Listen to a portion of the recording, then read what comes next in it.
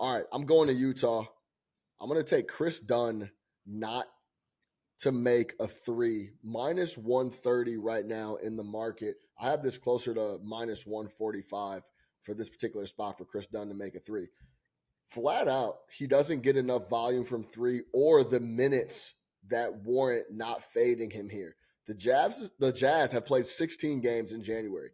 He's hit a three. He's hit 1+3 in 8 of those 16.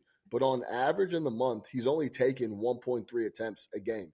He's only taken 2 or more attempts 4 times. So he's usually getting up 1, maybe even 2 tops when we're talking about Chris Dunn from behind the arc. Let's talk about home road splits for Chris Dunn.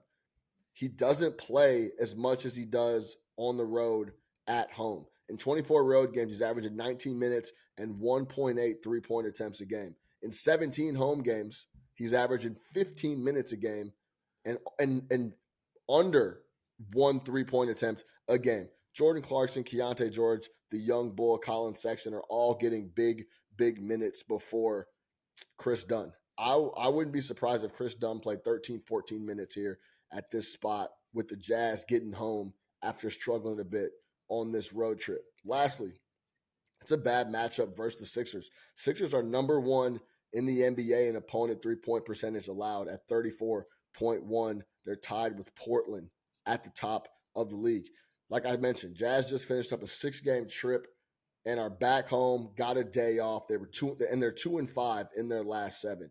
I think they get back to playing their brand of basketball at home where they're comfortable, where they're one of the toughest teams in the league to beat.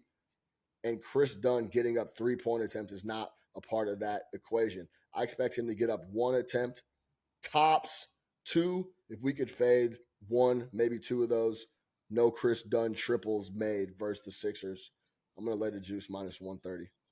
Fellas, I know you guys aren't, Jay, I know you specifically, both of you guys aren't big prop guys. I'm not a big prop guy myself, but the board was murky, as we talked about. A lot of guys questionable in going. When I was breaking it down, I thought this was a spot that was mispriced.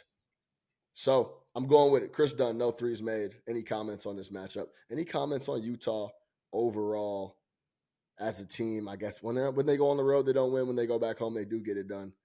Interesting spot here. Jay. Yeah, I mean, you almost talked me into it. I hate playing props as well, man. If it was like 1.5, I'd be on this with you, but even still under a half. I mean, he's kind of been like the starting point guard, but he's not playing full point guard minutes. Like you said, he's only playing like 13, 14, 15 minutes the last few games, and then they'll have Clarkson come in and play 35 minutes off the bench. It almost seems like maybe they're trying to get Clarkson to win 6 minutes a year. So it's like, okay, we're gonna bring him off the bench, but we're gonna play him starter minutes. You see what I'm saying? So it's just crazy, but it definitely makes a lot of sense. That seems to be the script with Utah. Look at Jordan Clarkson's props, and you probably get a little bit better value since he's coming off the bench. But Chris Dunn, it looks like he's the starting point guard. He's not the starting point guard over there. I mean, just because you're starting the game, if you're not playing starter minutes, then that's what actually matters there. So, and it's the first game home after a 6-game road trip as well. Definitely not one of the best of spots. We know the Sixers have been losing games. Looks like they might be able to get Maxey back here, but we know that Joel Embiid is out for sure. So it's a tough game for me. Philly will lack size in this game, but I never really back a team coming back home off a 4 or 5 or more game road trip. It's a little different from the Jazz because these are younger guys, but I don't really have a good feel for this game. If I had to bet it, I'd probably take Sixers first half, but I definitely need Maxey in there for sure.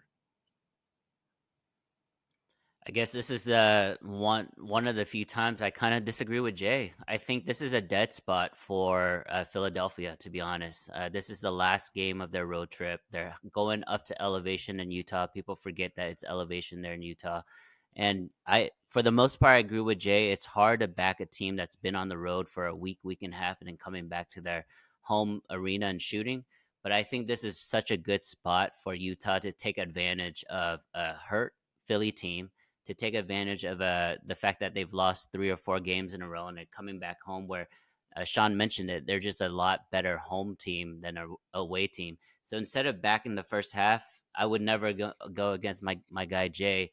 I hope they get down at halftime, and then I would probably slam Utah second half because I think they would just dominate from a pace standpoint and from a depth standpoint. Because without Joel Embiid and potentially without Maxey, I don't think Philly's the same team at all.